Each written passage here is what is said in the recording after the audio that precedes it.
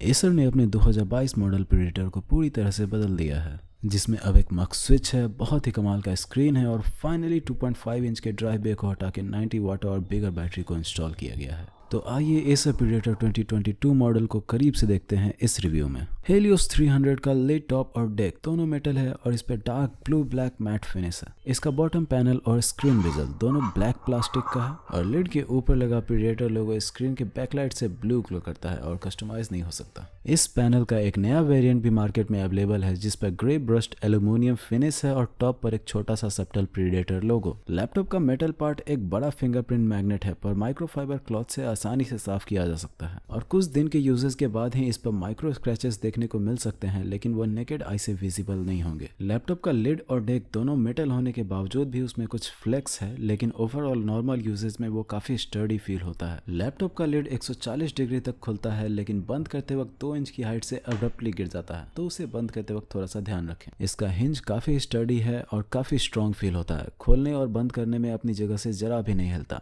लेकिन अगर आप चाहते हैं कि ये थोड़ा लंबा चले तो इसे प्यार से बंद करें और खोलें। एज अ गेमिंग लैपटॉप इसके डायमेंशंस काफी एक्सेप्टेबल रेंज में है और इसका वेट 2.6 किलोज है, पर इसके 280 वॉट के चार्जिंग ब्रिक के डायमेंशन को आप फील कर सकते हैं और ये खुद में 1 किलो का है, जिससे इस लैपटॉप का ट्रैवलिंग वेट अप्रोक्सीमेटली 3.6 किलोज तक हो जाता है। पर लकीली ये लैपटॉप टाइप सी चार्जिंग भी सपोर्ट करता है, तो लाइट वर्क के लिए भारी चार्जर छोड़कर साथ में एक हल्का गैन चार्जर ले जाने का ऑप्शन भी है। यूएसबी चार्जिंग के बारे में बात करें तो इस लैपटॉप में राइट की तरफ है बैटरी चार्जिंग और पावर ऑन एलईडीज, दो USB 3.2 Gen 2 up to 10 Gbps type A ports, जिसमें से लेफ्ट वाला पावर ऑफ चार्जिंग सपोर्ट करता है, और एक वेंट। और पीछे की तरफ है एक vent DC charging port, Thunderbolt 4 with power delivery up to 100 watts, HDMI 2.1 for 4K 120 hertz और 8K 60 hertz with G sync, mini display port 1.4 जो कि बहुत सारे लैपटॉप में आपको देखने को नहीं मिलेगा, और एक वेंट। थंडरबोल्ट का डिस्प्ले आउटपुट इंटीग्रेटेड ग्राफिक्स से होकर जाता है और बाकी दोनों डायरेक्टली एनवीडिया जीपीयू से कनेक्ट होते हैं। और लेफ्ट की तरफ है Kensington secure lock, vent, gigabit ethernet, USB 3.2 Gen 1 up to 5 Gbps और 3.5 mm हेडसेट जैक। एक ध्यान देने वाली बात यह है, एसर वेबसाइट का कहना है किलर E2600 ईथरनेट जो कि इस लैपटॉप में है, लेकिन वह 1 गीगाबिट ईथरनेट है, ना कि 2.5 गीगाबिट ईथरनेट जैसा कि वेबसाइट पर लिखा है। पर वेबसाइट पर यह भी लिखा है up to 12 Gen i7 12700H, पर इंडिया में कंपनी i9 12900H भी बेच रही है, तो वेबसाइट पर लिखी हर चीज कोई पत्थर की लकीर नहीं है। मेरे पास जो वेरिएंट है उसमें है Intel core i9 12900H, NVIDIA's RTX 3070 Ti 150 watt, 32 GB DDR5 4800 megahertz dual channel memory और 15.6 inch 1440p 165 hertz display with G sync. पर आप इससे कम या ज्यादा रुपए वाले वेरिएंट्स भी डिस्क्रिप्शन में दिए लिंक से देख सकते हैं।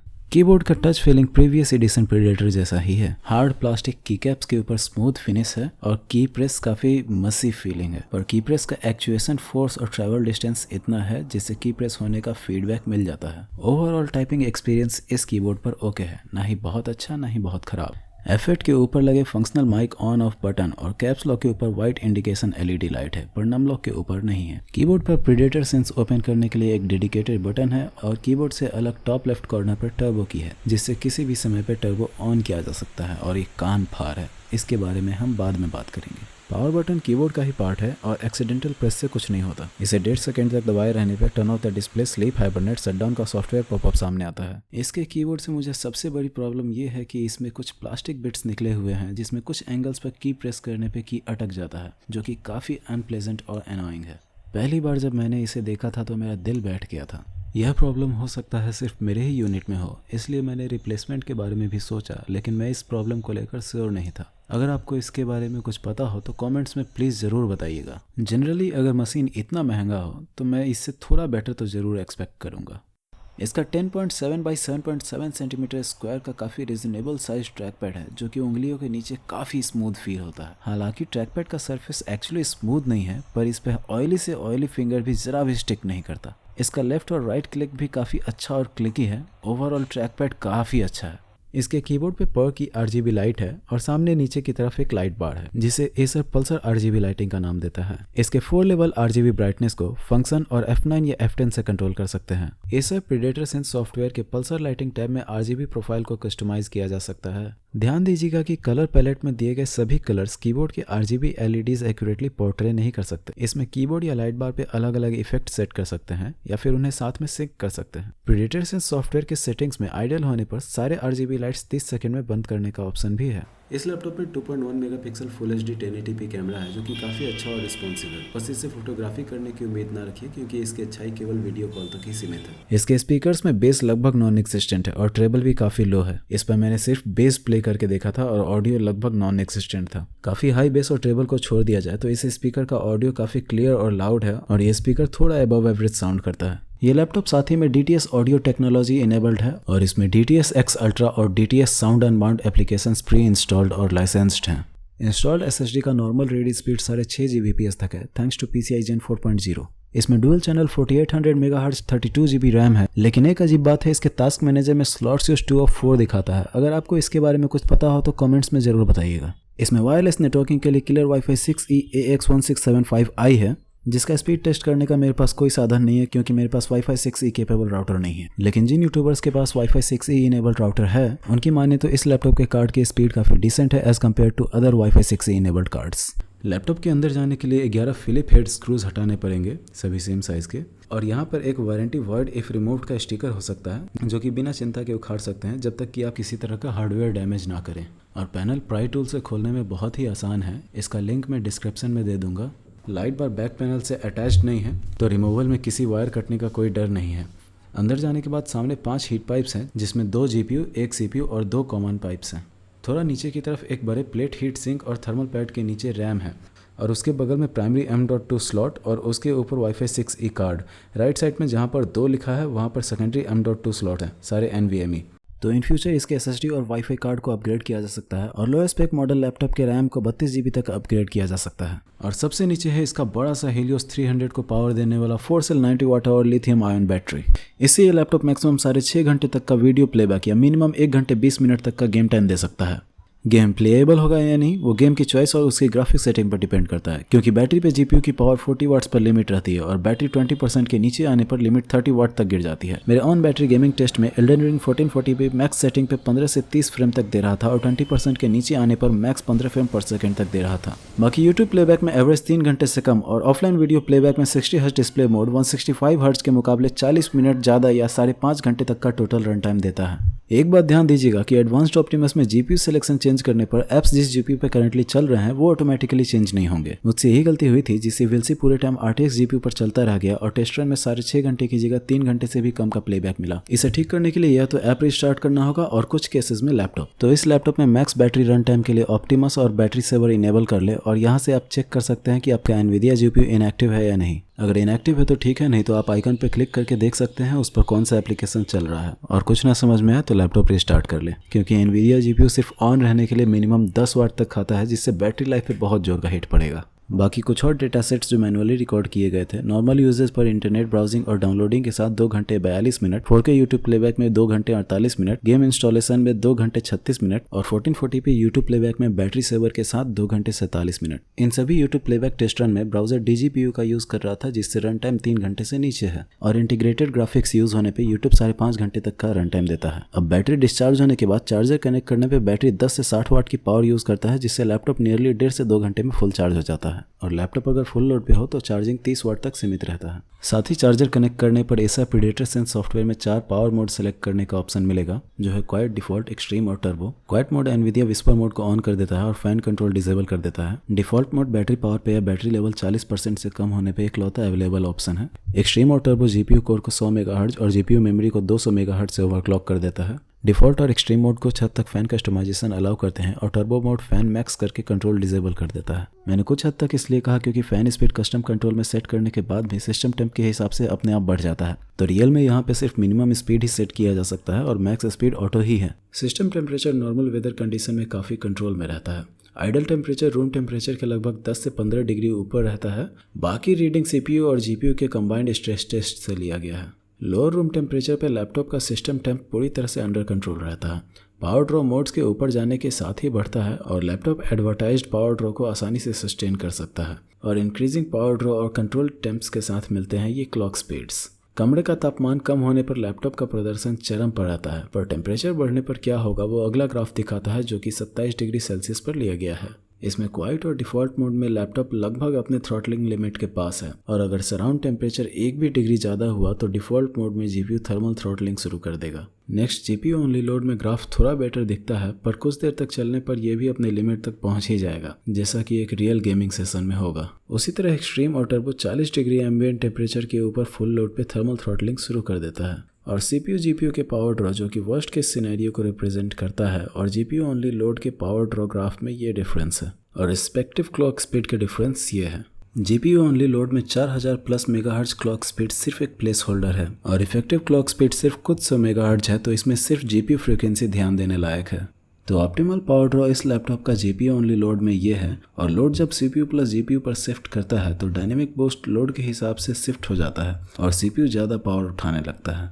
नॉर्मली लैपटॉप का CPU plus GPU max power budget 190 watts तक देखने को मिलता है, पर कुछ इंसिडेंट्स पर laptop 215 watts max power draw show करते दिखा है। ये बहुत स्टेबल नहीं है, पर कुछ देर तक सस्टेन्ड रहता है, और शायद यही लैपटॉप का मैक्स प्रोसेसिंग पावर बजट भी है, जो कि थर्मली लिमिटेड है, क्योंकि 215 वाट ड्रॉ करने में CPU any time 100 degree Celsius पर ही रहता है, पर इससे सीपीयू और जीपीयू के क्लॉक स्पीड्स जनरसली हाई देखने को मिलते हैं। इस स्टेट का परफॉर्मेंस आउटपुट रिकॉर्ड नहीं हो सकता, क्योंकि ये बूस्ट बहुत स्टेबल नहीं है, मोस्टली ड्यू टू थर्मल्स, तो कोई प्रॉपर रीडिंग लेना पॉसिबल नहीं है। जस्ट इंटरेस्टिंग ऑब्जर्वेशन था तो मेंशन कर दिया। No doubt increased power draw daily use में बेटर परफॉर्म करेगा। Shadow of the Tomb Raider कॉजिमल सीक्वेंस और इंटरनल बेंचमार्क टूल को यूज करके टेस्ट किया गया था। ये है उसका result.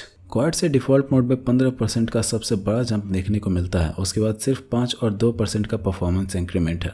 Cinebench R23 scores different modes और सिनेरियोज में रिकॉर्ड किया गया है। मल्टी कोर परफॉर्मेंस लोड और मोड के अकॉर्डिंग डिफरेंट है, लेकिन single core performance through the chart same है, क्योंकि इस स्कोर के लिए सीपीयू सिर्फ 35 वाट्स पावर यूज करता है। हालांकि सीपीयू मैक्स 115 वाट्स तक बूस्ट कर सकता है, पर इस लैपटॉप में सीपीयू मैक्स 100 to 105 वाट्स के एवरेज पर आकर सेटल हो जाता है, या यूं कहें तो सीपीयू 105 वाट्स एवरेज पे थर्मली लिमिटेड है। मे बी अगर जीपीयू के जैसे ही सीपीयू पर भी 4 हीट पाइप होते तो सीपीयू से थोड़ा और परफॉर्मेंस निकाला जा सकता था, और साथ ही में इंडियन वेदर के लिए थोड़ा बेटर होता, क्योंकि 34 डिग्री पर ही सीपीयू 90 से 95 वाट्स तक में थर्मल थ्रॉटलिंग करने लगता है, और यहाँ समर्स में तो टेम्परेचर 40 के पार भी चला जाता है। खैर हीट पाइप्स को शायद पर ही छोड़ते हैं, क्योंकि ये टॉपिक से बाहर की बात है, और देखते हैं डिफरेंट मोड्स पे कीबोर्ड के सरफेस टेम्प्स को, जो कि डिजिटल थर्मोमीटर से लिया गया है।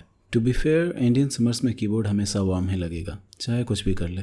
एनीवे, लैपटॉप के डेक का हॉटस्पॉट टर्बो की के पास है, और कीबोर्ड फेयरली कूल रहता है। स्वेटी हैंड्स को थोड़ी प्रॉब्लम होगी। विंटर में आइडल पर सरफेस 26 से 28 के रेंज में रहता है, क्वाइट और डिफॉल्ट में 35 से 40 के रेंज में। तो ओवरऑल लैपटॉप के सरफेस टेम्प्स बहुत अच्छा है, जब तक कि लैपटॉप प्रॉपर्ली वेंटिलेटेड है, तो गेमिंग या हैवी वर्कलोड गोद या बेड पर नहीं हो सकता।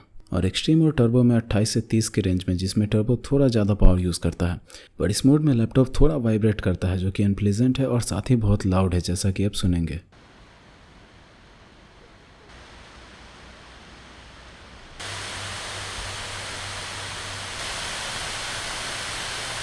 एक्सट्रीम मोड से ऊपर जाने का कोई मतलब नहीं है अगर मैक्स फैन स्पीड बहुत ज़रूरी ना हो तो, क्योंकि जैसा कि हमने अभी देखा है टर्बो मोड यूज़ करने में अनप्लीजेंट है, और एक्सट्रीम और टर्बो के परफॉर्मेंस में ज़्यादा फ़र्क भी नहीं है।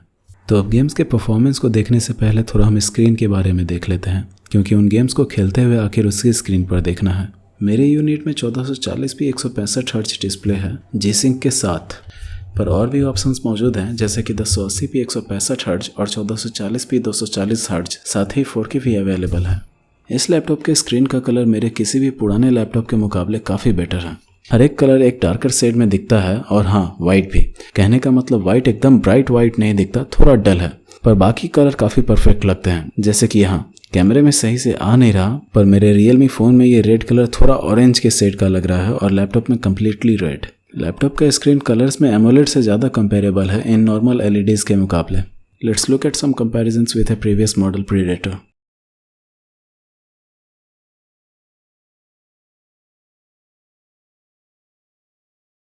स्क्रीन पर anti glare matte texture finish है, जिस पर टाइट बैकपैक में डेक पर लगे स्टिकर्स से आसानी से स्क्रैच लग सकता है, तो इससे बचने के लिए स्टिकर्स उखाड़ सकते हैं या फिर प्रोटेक्टिव पीईटी फिल्म लगा सकते हैं। बस ध्यान रखें कि बबल्स को निकालने के लिए स्क्रीन पर ज़्यादा दबाने पर एलईडी स्क्रीन में ब्लीडिंग इंड्यूस हो सकता है या ब्लीडिंग बढ़ सकता है। लैपटॉप के न्यू अराइवल पर बैकलाइट ब्लीड लगभग नॉन एग्जिस्टेंट था, पर टाइम के साथ और ट्रैवलिंग के दौरान थोड़ा बिगड़ गया। लेकिन नॉर्मल यूजेज के दौरान इससे कुछ खास फर्क नहीं पड़ता। कंटेंट परफेक्टली विजिबल है, बस वही दिल के बारे में नहीं कह सकते। तो फाइनली उस पर चलते हैं जिसका सबको बेसब्री से इंतजार था, गेम्स के परफॉर्मेंस पर। मेट्रो एक्सोडस एनहांस्ड एडिशन को 1440p और 1080p के रिजोल्यूशन पर डिफरेंट सेटिंग्स पे टेस्ट किया गया है, जिसमें 1440p 47.7 के सबपार एवरेज पर टिका हुआ है और 1080p पर गेम प्लेएबल रेंज में है। लेकिन इस गेम का बेस्ट एक्सपीरियंस DLSS ऑन करने के बाद ही मिलेगा। इस गेम को कोर आइसोलेशन ऑफ करके भी टेस्ट किया गया है, जिससे कुछ लोग एक स्मॉल परफॉर्मेंस बूस्ट जैसा मानते हैं। लेकिन इस गेम में कोर आइसोलेशन ऑफ करने पर कुछ खास फर्क देखने को नहीं मिला। The last of us PC, जो कि अपने VRAM यूजेज को लेकर काफ़ी कंट्रोवर्सी में रह चुका है, उसका परफॉर्मेंस ये आपके सामने है। अल्ट्रा प्रीसेट और हाई टेक्सचर के सेटिंग्स में 1% और 0.1% लोज के परफॉर्मेंस गेम को अनप्लेजेंट एक्सपीरियंस बना देते हैं। लेकिन वहीं लो टेक्सचर करने के बाद गेम का परफॉर्मेंस काफ़ी कंसिस्टेंट देखने को मिलता है, लेकिन गेम का एक्सपीरियंस काफ़ी गंदा हो जाता है लो टेक्सचर्स के कारण। वहीं DLSS क्वालिटी और DLSS क्वालिटी मीडियम टेक्सचर्स में भी सेम पैटर्न देखने को मिलता है। DLSS क्वालिटी हाई टेक्सचर्स में भी 1% और 0.1% लोज काफ़ी नीचे हैं, और वहीं DLSS में मीडियम टेक्सचर्स करने पर 1% लोज भी ऑलमोस्ट 60 के पास पहुंच जाता है, जो कि इस गेम का बेस्ट एक्सपीरियंस है। हेलो इन्फिनाइट को सिंपली अल्ट्रा प्रीसेट 1440p और 1080p पर टेस्ट किया गया है, जिसमें अल्ट्रा प्रीसेट पर 75 एवरेज और 1080p पर ऑलमोस्ट 100 का एवरेज देखने को मिला है। इस गेम को साथ ही 1440p ऑप्टिमस पर भी टेस्ट किया गया है, जिसमें परफॉर्मेंस थोड़ा सा लैग होता दिखाई दे रहा है।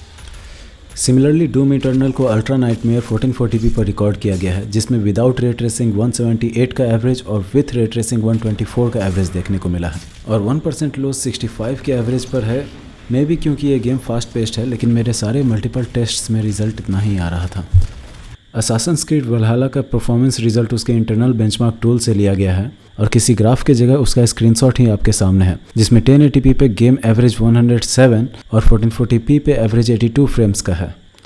एल्डन रिंग को मैक्सिमम प्रीसेट पर टेस्ट किया गया है, जिसमें से 1080p 85 और 1440p 75 एवरेज फ्रेम पर सेकेंड देता है। ये फार क्राई 4 के रिजल्ट सिर्फ एंटरटेनमेंट के लिए है, क्योंकि इसमें एक्स्ट्रा सेटिंग्स ऑन है और एंटी एलिजिंग मैक्स पे क्रैंक्ड है, तो परफॉर्मेंस रियल परफॉर्मेंस को रिफ्लेक्ट नहीं करता। बस मज़े के लिए टेस्ट किया था तो सोचा शेयर कर दूँ। फार क्राई 6 को 1440p अल्ट्रा प्रीसेट पर इंटरनल बेंचमार्क टूल की मदद से टेस्ट किया गया है, जिसमें ultra preset with extended feature 78 average frames पर सेकंड देता है और अल्ट्रा प्रीसेट 90 एवरेज फ्रेम्स पर सेकंड देता है। और फाइनली वैलोरेंट, जो कि मैक्स प्रीसेट पर भी किसी भी रेजोल्यूशन में अपने डिस्प्ले रिफ्रेश रेट से ज़्यादा फ्रेम पर सेकंड देता है। तो भाई जिस रेजोल्यूशन में मन हो खेलो, मक्खन ही लगेगा। और ये कुछ और गेम्स के एवरेजेस हैं जो कि मल्टीपल टेस्ट्स के एवरेज को लेकर बनाया गया है। आप चाहें तो इसे पॉज करके देख सकते हैं, या आगे चलते हैं कुछ कंटेंट क्रिएशन टेस्ट्स की तरफ।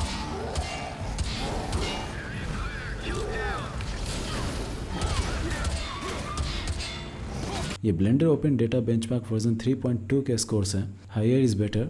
और next 3D mark time spy version 1.2 के स्कोर्स हैं। अगेन जितना ज़्यादा स्कोर उतना बेहतर परफॉर्मेंस। नेक्स्ट आगे चलते हैं बायोस की तरफ। पोस्ट के समय F2 दबाने पर बायोस ओपन होता है, और बूट स्क्रीन पर F1 दबाने से इजी मोड और एडवांस्ड मोड में टॉगल कर सकते हैं, जहां 6 टैब हैं और सिर्फ बेसिक सेटिंग्स ही अवेलेबल हैं। मेन में पोस्ट एनिमेशन और साउंड या सिर्फ साउंड टॉगल करने का ऑप्शन है, जिसमें से ऊपर वाला ऑप्शन प्रेडेटर सेंस में भी अवेलेबल है, और साथ ही में प्रेडेटर सेंस में पोस्ट एनिमेशन को अपने किसी GIF फाइल या JPEG फाइल से रिप्लेस कर सकते हैं। आगे एडवांस टैब में Ctrl+S दबाने से ग्राफिक्स सेलेक्ट करने का ऑप्शन आता है, जो कि NVIDIA कंट्रोल पैनल में भी किया जा सकता है। बूट के बाद आप देखेंगे कि लैपटॉप में कुछ ब्लोटवेयर भी है, जिसका लोगो आपके सामने है, जिसमें से सबसे अनोइंग है प्लैनेट 9। लेकिन लकीली इसमें से सभी को हटाया जा सकता है, और ब्लोटवेयर ऑफर्स में 1 महीने Xbox गेम पास मिलता है, 100 GB cloud storage by Dropbox for a year, और 1 महीने नॉर्टन और एक्सप्रेस VPN का प्रीमियम ट्रायल। लैपटॉप का ओरिजिनल पैकेजिंग एक आउटर बॉक्स में आएगा, अमेजॉन फ्लिपकार्ट जिससे भी ऑर्डर किया हो। रेस्ट एक बड़े पैकेजिंग के अंदर सूटकेस स्टाइल बॉक्स है, जिसमें लैपटॉप है, और इसको खोलने पर लैपटॉप थोड़ा सामने की तरफ उठता है, जैसे कि खुद को प्रेजेंट कर रहा हो। और ये बॉक्स खुद 2 बड़े कंटेनर स्टाइल सॉक फोम में टाइटली फिट आता है, और साथ ही बगल में लंबे कार्डबोर्ड बॉक्स में चार्जर और केबल है, और लैपटॉप के साथ मैनुअल और कुछ स्टिकर है। मोस्टली ये प्रमोशनल स्टिकर्स हैं, और इनमें से मुझे कोई पसंद नहीं आया। ये लैपटॉप स्पेक्स के हिसाब से तो बेस्ट ऑफरिंग है इस प्राइस में as compare to other laptops, but still ये बहुत एक्सपेंसिव मशीन है, और ये गुड वैल्यू सिर्फ उसी के लिए है जिसे असल में इसकी ज़रूरत है। अदरवाइज अपनी ज़रूरत और बजट के हिसाब से ही लैपटॉप लेना बेस्ट है। नीचे डिस्क्रिप्शन में कुछ currently best available options link में दिए हुए हैं अलग अलग प्राइस रेंज में, आप जाकर उसे देख सकते हैं और मैं टाइम के हिसाब से इस लिंक्स को अपडेट भी करता रहूँगा ताकि आपको हमेशा फ्रेश डील मिलता रहे। और at last, thank you for watching till last, will see you again, good bye.